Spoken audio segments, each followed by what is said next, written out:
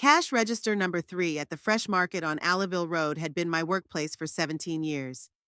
During that time, I saw the faces of customers change, prices rise, new brands appear, and old ones disappear. Red price tags were replaced by yellow ones, then red ones again. Managers came and went, but I remained in my place, scanning barcodes and counting change day after day. One thing remained the same: my place behind that counter every day from 8 in the morning until 4 in the afternoon. Today was a typical Thursday in mid-March. Outside the store, gray snow still lay on the ground, but the first signs of spring had already appeared on the shelves: garden seeds, fertilizer, bright Easter decorations. Time passed, and each season brought its own worries and joys to shoppers. I was scanning the barcodes on frozen pizza boxes when Mrs. Johnson appeared in line with her 3 children. I had known this family for several years. They lived in our neighborhood and regularly shopped at our store. The youngest, about 5 years old, tugged at his mother's sleeve and asked for chocolate cereal in a brightly colored box. The woman explained wearily that we already had plain cereal at home, but the boy wouldn't give up. "Mom, please, I'll be good," he whined, pointing to the shelf with children's breakfast cereals. "No, Brandon, we already talked about this at home. We have oatmeal." "But oatmeal is gross. And these are chocolate cereal." Mrs. Johnson glanced at me apologetically. My middle daughter, about 8, stood patiently next to the cart, while my oldest son flipped through a magazine, pretending not to notice his younger brother's tantrum. I smiled to myself. It was a familiar scene. My children had once stood next to me in similar lines, begging for chewing gum or a toy from the vending machine at the entrance. Imogen had always been more compliant. If I said no, she would nod silently and walk away.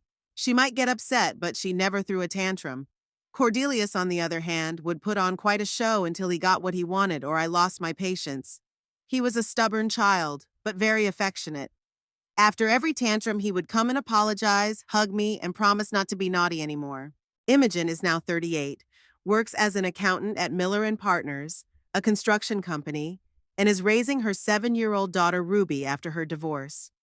She divorced 2 years ago when she realized that her husband was spending more time in bars than at home. She didn't put up with it like some women do, but simply packed her things and moved to an apartment closer to me. Now my granddaughter and I see each other every weekend, and sometimes I pick Ruby up from school when Imogen has to work late. Cordelius is 35. He's a programmer, works for some big company whose name I can't remember. Something with info. He lives alone in an apartment on the other side of Fisher's, in a new residential complex with security and a concierge. The apartment is expensive. I realized that when he gave me the address. And while I see my daughter every weekend, I see my son maybe once a month, and even then he stops by for 20 minutes, as if out of obligation. He comes in, asks how things are, brings something he needs for the house, a light bulb or a faucet to fix, and leaves, citing important business. "Mercedes, are you daydreaming again?" Patience's voice brought me back to reality. My colleague was standing next to a cart full of goods to restock the shelves. She was holding a box of tomato paste cans and had her usual tired smile on her face. Patience had been working here almost as long as I had, and we had long since become something like friends. She was 3 years younger than me, but she looked older. Smoking and constant stress from her alcoholic husband had taken their toll. There were gray strands in her hair, wrinkles around her eyes, and her shoulders were slumped from constant tension. "Just thinking about the kids," I replied, continuing to serve customers. "Cordelius again?" Patience nodded understandingly. I had told her about my experiences many times, and she always listened patiently to my complaints about my son's estrangement. Mrs. Johnson paid without buying the chocolate cereal. Brandon left, pouting but without a tantrum. The line thinned out and we had a chance to talk. I leaned back in my chair and rubbed my neck. It had been a tough day. Some school group was shopping for a trip, and I'd spent half an hour scanning chips and soda. The kids had bought half the candy aisle, leaving trash and noise behind. "He didn't even come to Ruby's birthday party last month," I said. Imogen was so upset.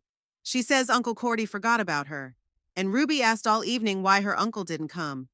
I had to make up a story that he was sick. "What did he say?" that he had important things to do. He always has important things to do. I sighed. You know, Patience, sometimes I think he's ashamed of us. Me especially. Maybe he thinks I'm not educated enough for his new friends, or is he embarrassed that I work as a cashier? Patience put the box of canned food on the floor and looked at me seriously. Mercedes, the kids are in their 30s. They have their own lives, their own interests. Maybe he's just not a family man. Some people are like that. They prefer to be alone. But that's not how it works. Everyone needs a family, closeness. It's like he's put up a wall between us. He hardly even talks to Imogen, and they used to be so close. I remembered how different Cordelius was as a child. He was a cheerful, open boy who could talk to me for hours about his school friends or a new computer game. He would come home from school and run straight to me in the kitchen, throw his backpack on the floor, and start telling me everything that had happened that day. Who had a fight with whom, what homework he had, what grade he got in math. When he was 12, he even helped me cook dinner on Sundays, standing next to me and cutting vegetables, chatting nonstop. He could tell me the plot of a movie from beginning to end, retell a book he had read, share his plans for the weekend. He trusted me with all his thoughts and feelings, not shy about talking about what was on his mind. Everything changed in high school. At first, I chalked it up to adolescence. Teenagers always become more withdrawn and start to distance themselves from their parents. It's a normal part of growing up, so I tried not to pressure him and gave him more freedom. I thought it was temporary, that he would grow out of it and become open again. But the years passed, and Cordelius did not return to his former openness. On the contrary, with each passing year, he distanced himself more and more from the family. First, he stopped talking about his friends, then about his plans for the future, and then he started coming home only to eat and sleep. After graduating from university and moving into his own apartment, our meetings became rare and formal. Maybe he has a girlfriend he doesn't want to introduce to the family, suggested Patience, starting to arrange the jars of tomato paste on the shelf. Sometimes men hide relationships if they're not sure how serious they are. In 15 years, he's never brought anyone home. He even comes home alone for Christmas. Imogen says he never mentions girls, even when he's talking to her. Then maybe he's just an introvert. My nephew is the same. He works, comes home, sits at the computer. His parents have given up hope of ever seeing grandchildren. They're 45, and he's still single. I nodded, but something inside me told me it wasn't just his personality. Cordelius didn't just avoid family gatherings, he feared them. I could see it in his eyes when he came to see me. Always tense, always ready to leave at the first opportunity. He would look at his watch, give one-word answers, and avoid my gaze. Last year on Thanksgiving, I baked his favorite pumpkin pie, called him, and invited him over. He said he was busy with a project and couldn't come. I had to throw half the pie away. There was no one to eat it. A week later, Imogen told me she saw him at the movies with some guy. Just a friend from work, he explained to her at the time. They went to see a movie about programmers, something professional. Patience, have you ever had the feeling that your children are hiding something from you? Something important? Of course I have. My Carol hid the fact that she was seeing a married man for 2 years. She was afraid I would judge her. And Dennis still won't tell me how much money he loses at the casino. He thinks I don't know, but I can see he's always broke. Patience shrugged. Kids have a right to privacy, Mercedes, even if we don't like it. But I couldn't shake the feeling that Cordelius's secret was much more serious. Not just his personal life, but something that made him completely shut himself off from his family.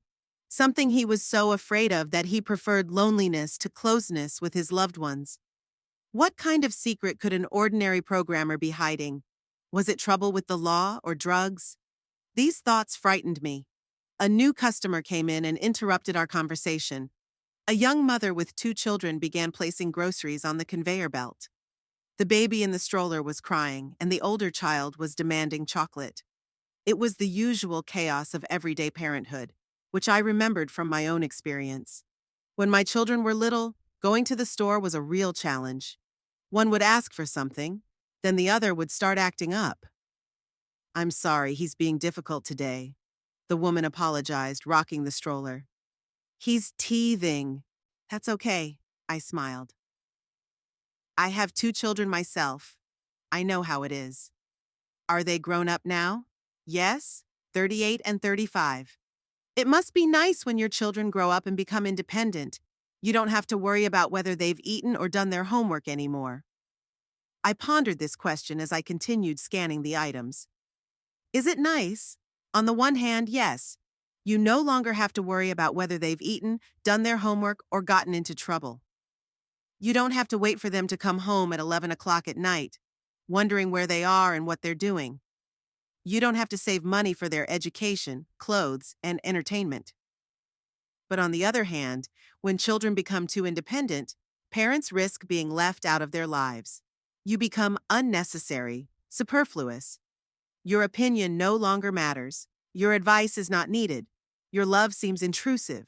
It varies, I replied diplomatically. After the customer left, Patience returned to our conversation. Mercedes, have you tried just asking Cordelius what's going on? Straight up, honestly? I've tried. He says everything's fine, just a lot of work. But I can see it's not about work. It's something else. When a person is just tired, they look different. And there's a kind of fear in his eyes. Maybe he's depressed. It's a common problem among young people these days.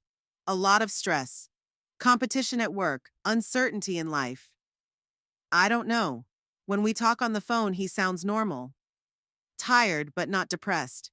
But when he comes to visit, you can tell right away that he feels uncomfortable. It's like he's in a strange house, not his parents' home. Patience began arranging canned goods on the shelf, and I watched her movements and thought about how little I knew about my own son's life. Where does he spend his weekends? Who are his friends?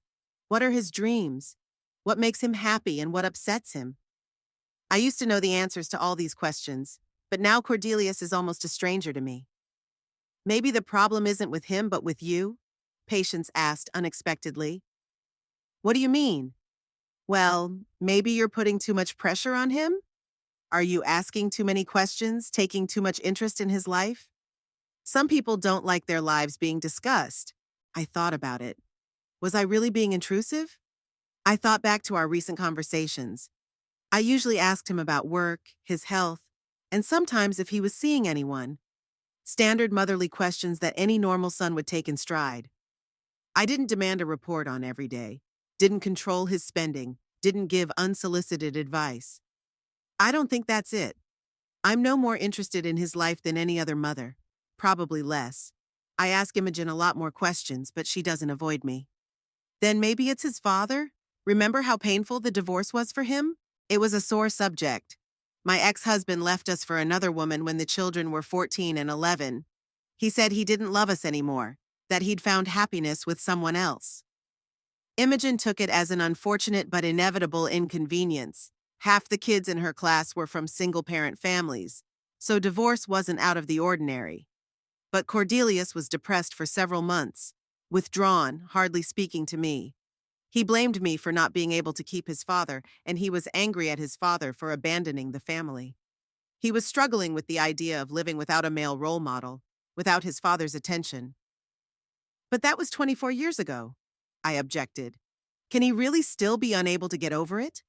Childhood trauma sometimes affects a person's entire life. Maybe he's afraid of close relationships because he saw them destroyed, afraid of repeating his parents' fate. The idea seemed reasonable, but it didn't explain everything. Why was Imogen able to get married and have a child, even though her marriage didn't work out? Why does Cordelius avoid family gatherings in particular, rather than relationships in general? And why does this fear grow stronger with age, rather than fading away? The workday was coming to an end. I tidied up my workspace, wiped down the cash register, counted the takings, and changed into my regular clothes. It was already getting dark outside. March days are short and the sun sets early. I was getting ready to go home when thoughts of my son filled my head again. Whatever the reason for his estrangement, I felt like I was losing him for good. And that scared me more than anything else. After all, children are the most important thing parents have. We live, work, and make plans for them. And when children turn away, life loses its meaning. Friday was a quiet day. After work, I stopped by the pharmacy to pick up some vitamins. Dr. Harris said that at my age, I needed to take better care of my health. Then I bought groceries for the weekend and finally parked near my house on Cherry Street. I bought the house 30 years ago when my children were still young. It was small, 2 stories, with a tiny garden that I never really learned how to tend. But the neighbors were nice, quiet, not gossipy, and didn't meddle in other people's business. I was climbing the steps to the porch when I heard a familiar voice. Mercedes, Mercedes, wait! Turning around, I saw Clementine Bishop, my neighbor on the right. Clementine was my age, but unlike me, she had retired 5 years ago and now spent her days tending to her garden and keeping an eye on the neighborhood. Not out of curiosity, she was too well bred for that, but simply because she had nothing else to do. Hi, Clementine. How are you? I'm fine, thank you. How about you? How's work? Same as always. You know how it is. Clementine nodded understandingly. She came closer, and I noticed she was holding an envelope. Mercedes, I wanted to ask, do you know the address of your son Cordelius? I want to send him a birthday card. I was surprised. Clementine had known my children since they were little, but they had never been particularly close. Cordelius had always been polite to his neighbors, but nothing more. A greeting card? For what? Well, for his birthday. Tomorrow is March 28th. He'll be 36 if I remember correctly. I felt a twinge in my chest. March 28th. Tomorrow, my son's birthday, and I forgot. No, I didn't forget. He just never reminded me, never invited me to celebrate. And gradually that date ceased to mean anything in my life. Mercedes? Are you okay? Clementine looked at me with concern. Yes, of course, how do you know it's his birthday? I saw him yesterday at the post office. He was buying some decorations for a party and said he was getting ready for tomorrow's celebration. I thought it was sweet. Throwing yourself a birthday party at his age. Party decorations. Cordelius is throwing a birthday party and not inviting his own mother. I tried to hide my feelings behind a smile. Of course, here's his address. I dictated my son's apartment address to Clementine. I'm just not sure he'll be home tomorrow. He might be celebrating somewhere else. Oh no, he said the party would be at his place. At 7 in the evening. He even complained that the neighbors might complain about the noise. Every word Clementine said hit me like a hammer. My son was throwing a party, inviting people over, worrying about the neighbors' reaction, but didn't think it was necessary to call his own mother, not even to tell her it was his birthday. Thanks for the information, Clementine. I have to go. The groceries are melting. Of course, of course.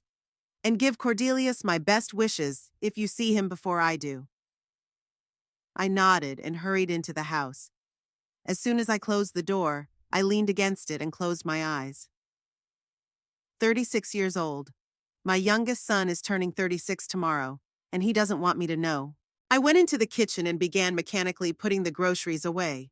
Milk in the fridge, bread in the bread box, canned goods in the pantry. Routine tasks that required no thought, but my mind was racing nonetheless. Maybe I was a bad mother? Maybe I did something wrong when he was little? I always tried to be fair to both children, not to favor one over the other. When their father left us, Imogen was 14 and Cordelius was 11. I worked 2 jobs to provide them with a normal life. Yes, there was little time for heart-to-heart talks, but I thought they understood. I was doing everything for them. Imogen understood. She still thanks me for putting them both on their feet. But Cordelius seems to blame me for something I can't understand. I took my phone out of my purse and dialed Imogen's number. She answered after the 3rd ring. Hi, Mom. How are you? Imogen, tell me honestly, do you know it's Cordelius's birthday tomorrow? Pause. Too long a pause. Mom, so you know. And did he invite you? He asked me not to tell you. He said he wanted to spend his birthday with just a few people, a small group that doesn't include his own mother. I felt tears welling up in my throat. Imogen, what did I do? Why does he hate me so much? Mom, he doesn't hate you. He's a complicated person. He has his reasons. What reasons? Please explain. I have a right to know. It's none of my business, Mom. If you want to know, talk to him yourself. How can I talk to him when he avoids me? When he doesn't even invite me to his birthday? My daughter sighed. Mom, listen, I understand that you're hurting, but Cordelius has a right to live the way he wants. We can't force people to love us. I don't want to make him. I want to understand. After talking to Imogen, I sat in the kitchen for a long time, staring out the window. It was getting dark outside, and the streetlights were coming on. Somewhere out there, 20 minutes away, my son was getting ready for tomorrow's party. He was buying food, arranging furniture, maybe choosing music, and there was no place for me in any of his plans. I tried to imagine what it would be like. Cordelius greeting guests at the door, smiling, hugging his friends. A cake with candles on the table, people singing happy birthday, giving gifts. A typical birthday scene, but without the most important person, without the mother who gave birth to him 36 years ago, who stayed up nights when he was sick, who was proud of his every little victory. What if I just show up? What if I break his ban and show up at his door with a gift and congratulations? After all, he's my son. I have the right to wish him a happy birthday. But then another thought occurs to me. What if he throws me out? In front of all his guests like a nagging old woman who doesn't understand boundaries? It would be humiliating for both of us. I got up and started pacing around the kitchen. 10 steps to the window, turn, 10 steps to the refrigerator. My thoughts were jumbled and I couldn't make up my mind. On Saturday morning, I woke up with a heavy head. I tossed and turned all night, and in the early hours I had a strange dream. I was standing in front of Cordelius's door with a huge cake in my hands, but no matter how much I rang the bell, the door wouldn't open. Outside the window was a gray March morning.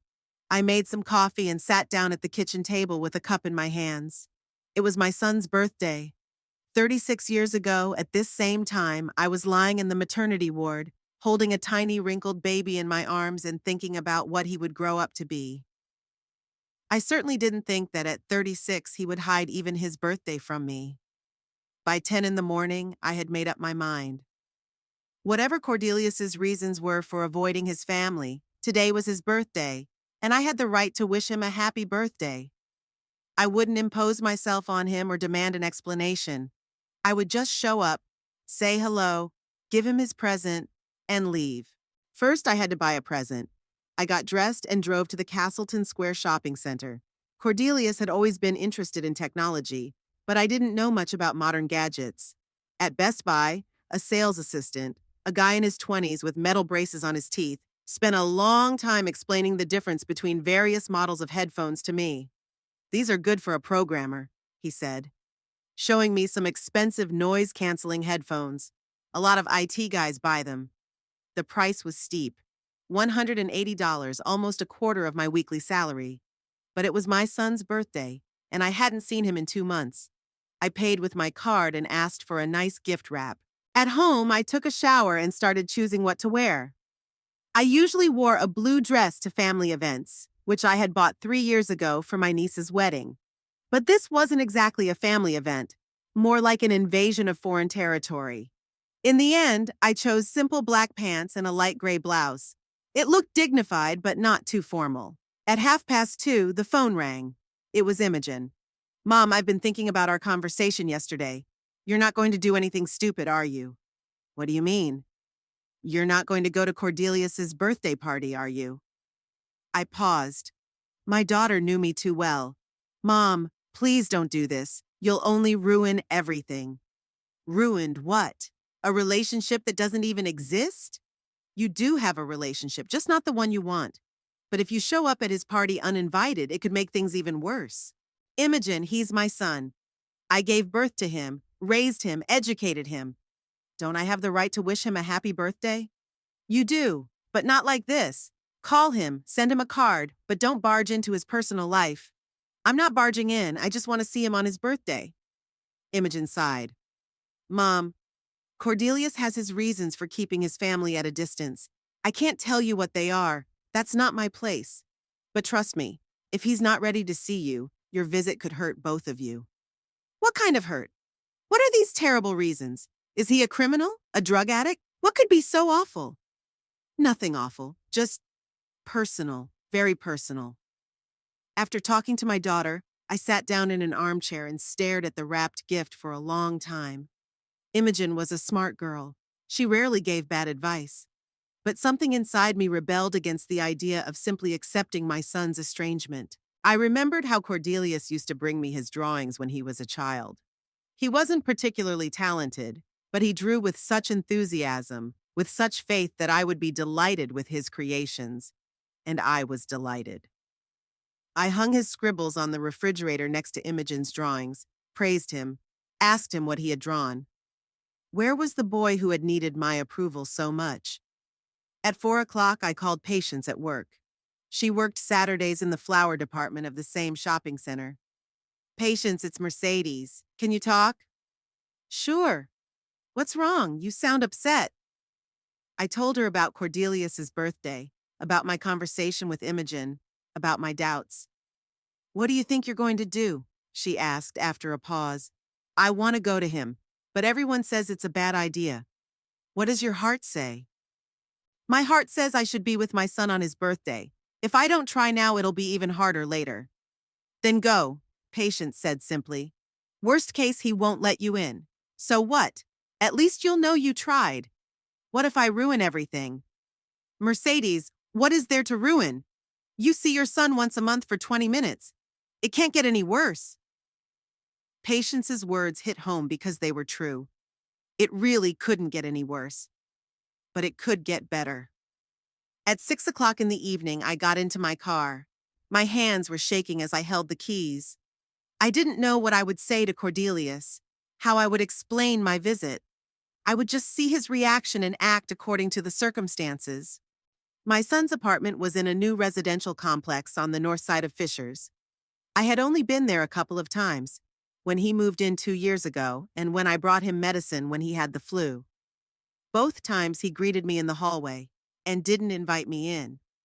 After parking near the building, I saw that the windows of his second-floor apartment were lit. Music was playing and voices could be heard. The party was in full swing. I took the gift and headed for the entrance. My heart was beating so loudly that it seemed to be heard throughout the entire street. I stopped at the door, gathering my courage. Whatever happened next, there was no turning back. The entrance was modern, with a code lock and an intercom. I stood in front of the front door, holding the gift in my hands and trying to find Cordelius's apartment button. Number 207, second floor. I found the right button but didn't dare press it.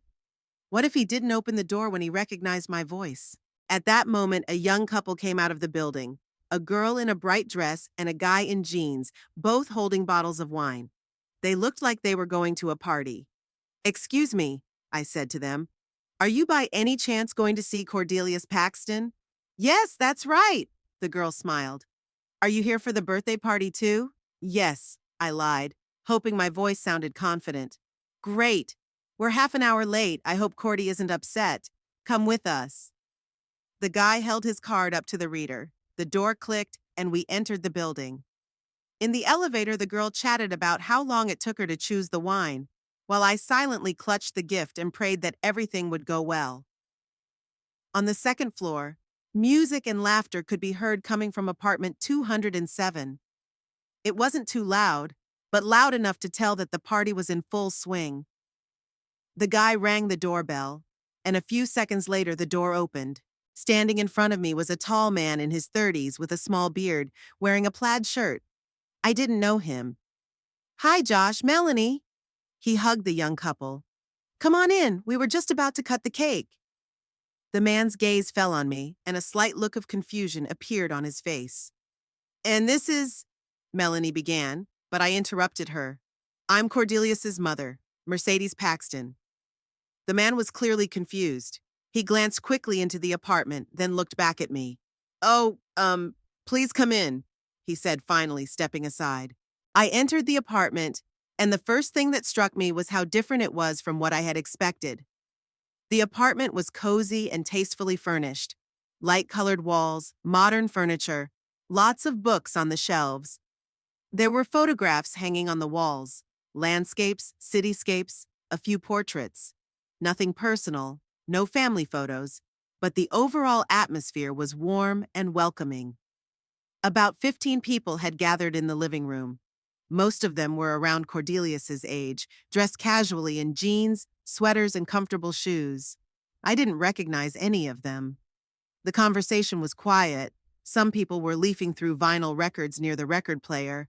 Others were standing in the kitchen with glasses in their hands. It was a typical adult party, without the youthful exuberance and excesses. "Where's Cordelius?" I asked the man who opened the door. "He's, um, we'll find him," he replied, and hurried over to the group of people near the kitchen. I stood in the hallway, feeling awkward. Several guests glanced at me curiously, but no one came over to introduce themselves. It was clear that my appearance was not part of the party plans. Looking around, I noticed a stack of programming books on the coffee table, several technical magazines, and a framed photograph. In it, Cordelius was standing next to someone, but I couldn't see the other person from my angle. It was the only personal photograph I saw in the apartment. The sounds of conversation died down, and I realized that everyone in the room had noticed me. The awkwardness grew with every passing second. Where was Cordelius? Why wasn't he coming out to say hello? "Excuse me," a woman in her 40s with short hair said to me. "Does Cordy know you're coming?" The question was polite, but there was a hidden tension in it. Apparently, the guests understood that my sudden appearance was not part of the planned scenario. "I wanted to surprise him," I replied, trying to smile. "Oh, I see." The woman nodded, but her smile was forced. Finally, Cordelius emerged from the kitchen. He was holding a bottle of beer and laughing at something the man walking beside him had said. When he saw me, he froze in his tracks. The smile disappeared from his face, and the bottle almost slipped out of his hands. "Mom?" His voice sounded as if he had seen a ghost. "Hi, Cordelius. Happy birthday." I held out his present, but he didn't move. We stood in the middle of the living room, and everyone watched our reunion. The silence was deafening. "What are you doing here?" he asked quietly. "To wish you a happy birthday. Isn't that natural?" Cordelius glanced quickly at the guests, then looked back at me. His face was a mixture of panic and irritation. "Mom, we talked about this." "We didn't talk about anything. You just disappeared from my life." The man standing next to Cordelius quietly stepped aside. The other guests pretended to be busy with their conversations, but I could feel all eyes on us. "Maybe we should go to the kitchen," Cordelius suggested. "No, it's fine. I just wanted to say happy birthday and leave." But he was already heading for the kitchen, expecting me to follow. The kitchen was small but very neat. There were plates of appetizers, several bottles of wine, and a homemade cake on the table. The usual trappings of a house party. "Cordelius, I don't want to ruin your party," I said when we were alone. "Just take the gift and—" "Mom, why did you come? I asked you not to interfere in my personal life." "Is wishing my son a happy birthday interference?" He put the bottle on the table and ran his hand through his hair. It was a gesture he had made since childhood when he was nervous. "You don't understand. These are my friends, my acquaintances. They're uncomfortable and I'm uncomfortable." "Why are you uncomfortable with your own mother being here?" Cordelius didn't answer. He stared out the window, avoiding my gaze. Music started playing again in the living room, and I could hear laughter and conversation. The party continued, but the atmosphere had clearly changed. "All right," I said finally. "I'll leave, but first I want to meet your friends. I want to see the people who are more important to you than your family." "Mom, don't—" But I was already heading back to the living room. Cordelius followed me, clearly concerned by my words. In the living room, I tried to blend in, but I felt like an alien. The guests were clearly aware of my unexpected arrival. The conversation was quieter than usual, and glances kept turning in my direction. Cordelius stood nearby, tense as a string, and I knew that my presence was ruining the party for him. The woman with the short hair who had spoken to me earlier came closer. "My name is Rachel," she introduced herself. "I work with Cordelius at the same company." "Mercedes, nice to meet you. Cordy has told me a lot about you." She lied politely. I doubted that, but nodded gratefully. Rachel was clearly trying to smooth over the awkwardness, and I was grateful to her for that. "Where do you work?" I asked. "At Infosys. Cordelius and I are in the same department developing mobile applications." "That's interesting. He's always been into computers, ever since he was a kid." "Yes, he's a very talented programmer. And a good person." I heard something defensive in her words, as if she were warning me not to hurt Cordelius. It was strange to hear this from a colleague. My gaze swept around the room, studying the faces of the guests. They all looked educated and intelligent. Several people were discussing a book, others were talking about travel. No one seemed provocative or unpleasant. Just ordinary 30-year-olds who had gathered to celebrate a friend's birthday. Then why was Cordelius so afraid that I would see them? Mercedes, I heard a familiar voice say. Turning around, I saw the man who had opened the door for us. He came closer and held out his hand to shake mine. My name is Lennox. I'm also a colleague of Cordelius. Nice to meet you, Lennox. Cordy is busy in the kitchen preparing the cake. Would you like to come in and sit down? Would you like something to drink? I thanked him and accepted the glass of white wine he offered me. Lennox sat me down in a comfortable armchair and sat down next to me on the sofa. He was clearly friendly, unlike some of the other guests. Cordelius never mentioned that he had such a young-looking mother, he said with a smile. Thank you for the compliment. Have you known my son for long? About 3 years. We worked together on several projects. He's a good professional and a reliable friend. Does he often throw parties like this? Lennox thought for a moment. Not very often. Cordy's a homebody. He prefers quiet gatherings with a small group of people. There was nothing unusual about what he said, but his tone struck me as odd. It was as if he was choosing his words very carefully. Cordelius emerged from the kitchen carrying a large cake. It was homemade, decorated clumsily but with love. 36 candles were lit on top. The guests applauded and began to sing, "Happy Birthday." Cordelius placed the cake on the coffee table and smiled, but the smile was forced. He kept glancing in my direction. Another man came out of the kitchen behind him. He was tall and thin, with attentive gray eyes and a neat haircut. He was carrying plates for the cake and looked completely at ease, as if this were his apartment. Dudley, put the plates here, Cordelius said, pointing to the table. Dudley, an interesting name. I watched him set the plates and talk to the other guests. Everyone treated him kindly, but not like a casual acquaintance, more like the host of the house on equal footing with Cordelius. When the candles were blown out and they began to cut the cake, Dudley stood next to my son, very close. Their shoulders touched, and it seemed to me that Dudley slightly touched Cordelius's hand when he handed him the knife. Maybe I'm reading too much into it. Men can be close friends too. But something about their behavior made me look more closely. Dudley's a great cook, said the woman standing next to me. He spent 3 hours making that cake last night. Does he live here? I asked as casually as I could. Well, yes, they've been together for 2 years. The woman said it so naturally, as if she were reporting the weather.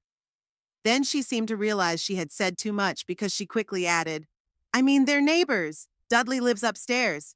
But it was too late. The words, together for 2 years, kept spinning around in my head. I looked at Cordelius and Dudley standing next to each other, pouring wine into glasses, and noticed details that had previously escaped my attention. How Dudley knew where the cutlery was, how Cordelius automatically handed him napkins without looking. The way they moved around the kitchen without getting in each other's way, as if they had done it countless times before. I found it hard to breathe. Could what I was beginning to suspect be true? Dudley approached me with a piece of cake. You must be Mercedes. Cordelius was telling me about you. Yes, that's me. And you're Dudley, am I right? That's right, Dudley Fitzgerald. He handed me a plate of cake and sat down in the armchair opposite me. An ordinary man of about 35 wearing jeans and a simple shirt. Nothing provocative or strange about him. But when he talked about Cordelius, a special warmth appeared in his eyes. Dudley is an architect, said Cordelius, approaching us. I heard pride in his voice. An interesting profession, I replied mechanically. My thoughts were confused. I was trying to understand what was happening, but I was afraid to think it through to the end. Cordelius sat down on the armrest of the chair where Dudley was sitting. It seemed completely natural, as if it were his usual place. Does Mom drink wine? He asked Dudley. Yes, White. I already poured her some. They were talking about me in the third person, but not out of disrespect. More out of habit of discussing everything together, like couples do. My heart began to beat faster. Could they... I tried to push the thoughts away. Maybe I was just reading too much into it. Maybe they were just close friends. Men do that sometimes, don't they? But then Dudley raised his hand and lightly, almost imperceptibly, touched Cordelius's knee. The gesture was fleeting, almost imperceptible, but I noticed it. And I noticed how my son relaxed at the touch. Everything fell into place. The years of alienation, the reluctance to bring girls home, the fear of family gatherings. Cordelius wasn't afraid of my judgment of his lifestyle or career. He was afraid that I would find out about his orientation. I sat in my chair, clutching my wine glass, trying to process this information. My son is gay. He has a partner with whom he has been living for 2 years, and he was so afraid of my reaction that he chose to cut me out of his life. I continued to sit in my chair, mechanically biting the cake and watching what was happening around me. After my discovery, everything changed. It was as if I had put on new glasses and could now see what had previously escaped my attention. Cordelius laughed at one of the guests' jokes, and it was a genuine, light-hearted laugh. I hadn't heard him laugh like that in years. At home during my rare visits, he was always tense, ready to defend himself. But here he looked like a completely different person, relaxed, open, happy. Dudley brought him a napkin, and their fingers touched for a moment. It was a casual gesture of kindness that I wouldn't have noticed before. But now I saw something more in it, a familiar closeness, a tenderness that needed no words. "Mercedes, do you like the cake?" Rachel asked, sitting down next to me on the sofa. "Yes, it's delicious," I replied, although I didn't really taste anything. "Dudley is a really good cook. He's got golden hands." There was no hidden meaning in her words. To everyone present, Cordelius and Dudley's relationship was natural, normal. Only for me was it a revelation. "Have you known them for long?" I asked. "A year and a half. We met at a party with mutual friends. They're very well suited to each other." Rachel said this calmly, without a hint of judgment or surprise. For her, it was normal. But for me? I tried to answer that question honestly. How did I feel when I found out my son was gay? Shock, definitely. Confusion, yes. But judgment? Anger? Disgust? Strange, but no. Perhaps because I had worked with people for many years and seen different lives and different stories. Tristan, an openly gay young man of about 25, worked in our store. He was smart and kind. The customers loved him, and his colleagues respected him. No one cared about his sexual orientation, but a colleague is one thing and your own son is quite another. I watched as Cordelius walked over to the stereo and changed the record. Dudley stood next to him, saying something, and my son nodded and smiled. There was such naturalness between them, such understanding without words that only comes with closeness. Suddenly, I remembered Cordelius's teenage years, how he never talked about girls, never brought them home, never discussed romantic relationships with me. At the time, I thought he was just shy, focused on his studies. Or maybe even then he understood something about himself but was afraid to talk about it. "Cordy said he has a complicated relationship with his family," Rachel said quietly. "He's very upset about it." "Worried?" "He loves you, but he's afraid of disappointing you. He's afraid you won't accept his choice." My choice. Those words cut me to the core. Did Cordelius really think his orientation was a choice? That he could choose to be different if he wanted to? I looked at him again. He was standing by the window with Dudley, and they were talking quietly about something. Dudley put his hand on his shoulder, a friendly gesture that might have seemed casual to an outside observer. But I could see how important that touch was to my son. I saw how he leaned slightly toward Dudley, how his shoulders relaxed. Cordelius looked happy, not just content or calm, happy. When was the last time I saw him like that? I tried to remember and realized I couldn't.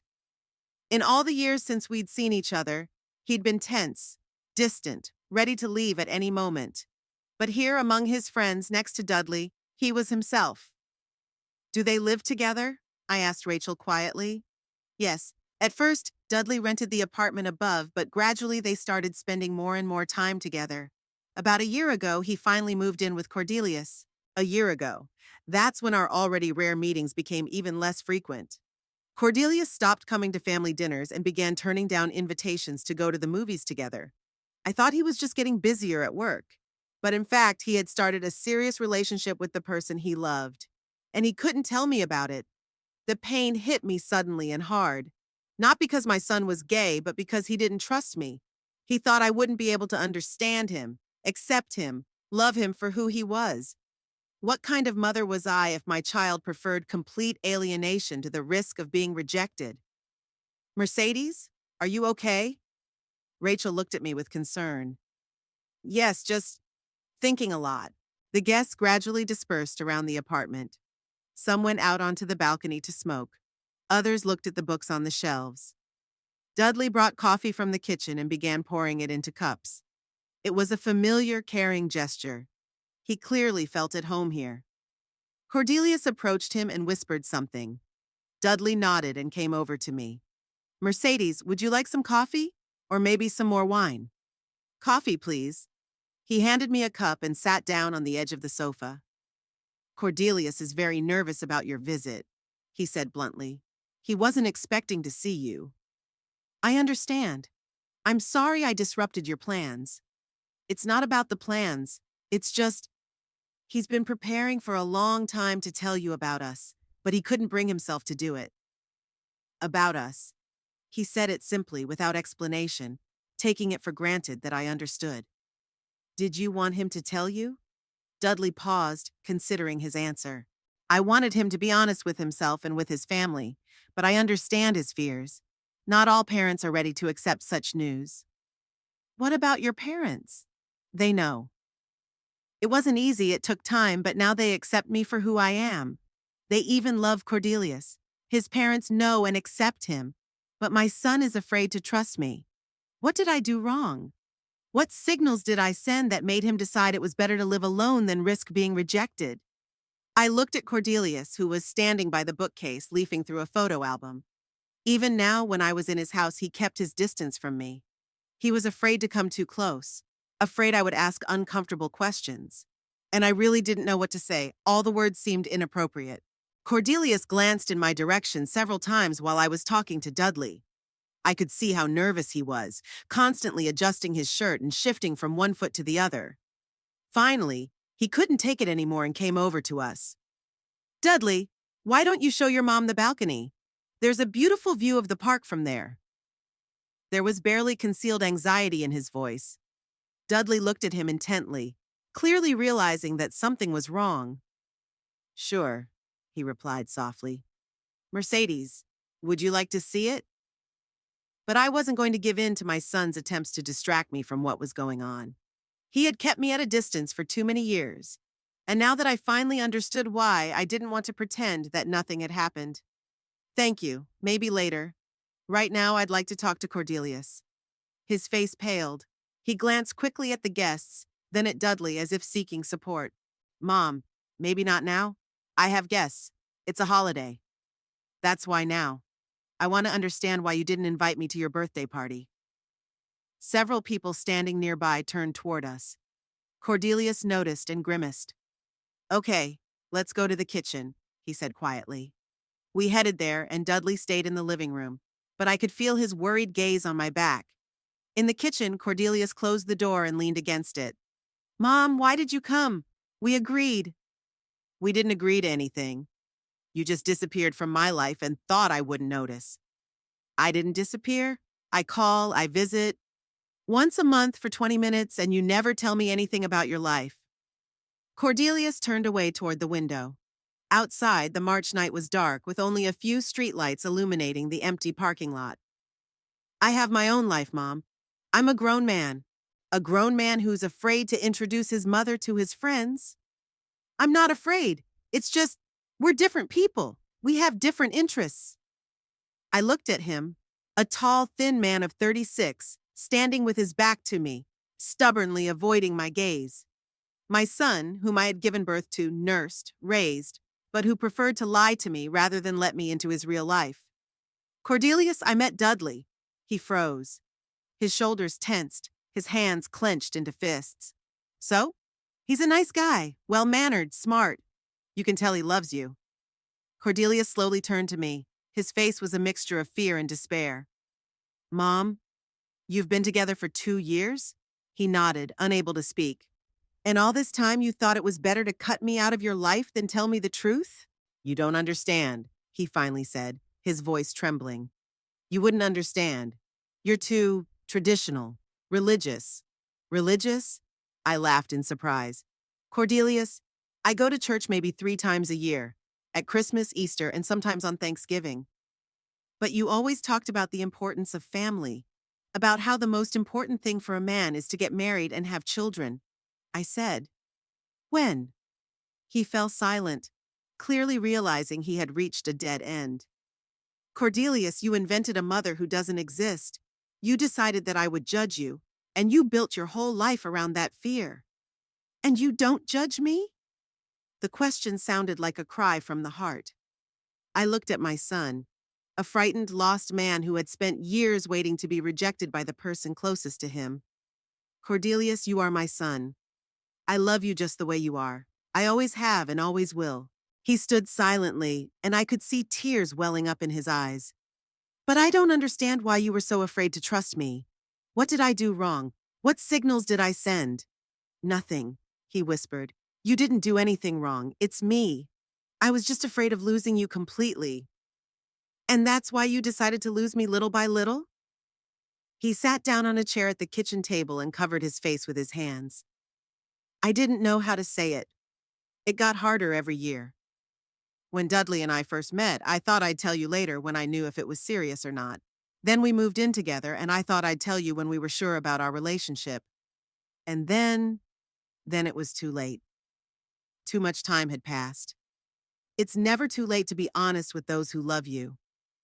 He raised his head and looked at me with red eyes. What if you hadn't accepted it? What if you had said it was wrong, that I wasn't your son anymore? Then I would have been an idiot. But luckily, I'm not an idiot. A faint smile flitted across his face. Mom, I'm so sorry. I didn't mean to hurt you. I just didn't know what to do. The right thing is to be honest. Always honest. We were silent. Muffled voices and soft music drifted in from the living room. Life went on, and we sat in the kitchen trying to glue together what had been broken by years of mistrust and fear. Is Dudley a good man? I asked.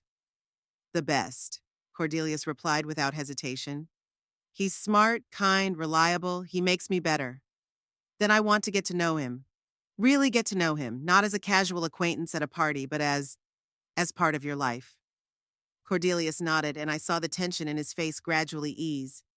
He wants to get to know you, too. He's been asking me to introduce you properly for a long time. So he's smarter than you. Definitely smarter. We both smiled, and for the first time in many years, there was no wall of mistrust between us. We returned to the living room together. Cordelius no longer looked tense. His face was calm, though a little tired after the emotional conversation. Dudley immediately came over to us, and I noticed his gaze slide over my son's face, checking to see if everything was all right. How are you? He asked Cordelius quietly. I'm fine, everything's fine, my son replied, smiling sincerely for the first time all evening. The guests gradually began to leave. It was already around 10 o'clock, and some of them mentioned that they had to get up early the next day. Lennox came over to say goodbye, hugged Cordelius warmly, and shook my hand. It was nice to meet you, Mercedes. I hope we'll see each other again. I hope so too, I replied sincerely. Rachel, gathering her purse, stopped beside me. Cordy looks much happier than he did an hour ago, she said quietly. Whatever you two discussed, it did him good. I nodded, not knowing what to say. Too many emotions had been experienced that evening to try to analyze them. When only a few people remained in the apartment, Dudley brought a wireless microphone from the kitchen. Apparently, one of the friends had asked him to make a toast in honor of the birthday boy. Cordelius waved his hands, refusing. No, guys, don't. I'm not good at speeches. Just say something, insisted one of the guests. It's your birthday, after all. Cordelius took the microphone reluctantly, clearly feeling uncomfortable. He began to say the standard words of thanks, but I realized that I couldn't let the evening end with the usual polite phrases. Too much had happened. Too much had changed between us. I got up from my chair and walked over to him. Cordelius, may I say a few words? He looked at me in surprise but handed me the microphone. The remaining guests, about 7 people, turned toward me with curiosity. Dudley was standing next to Cordelius, and I could see a hint of anxiety in his eyes. I took the microphone and froze for a moment. What could I say? How could I explain to people who knew more about my son's life than I did? How could I apologize for years of estrangement without going into the details of our family drama? My name is Mercedes, I began, and my voice was louder than I expected. I'm Cordelius's mother, and today I realized that I have been a very bad mother.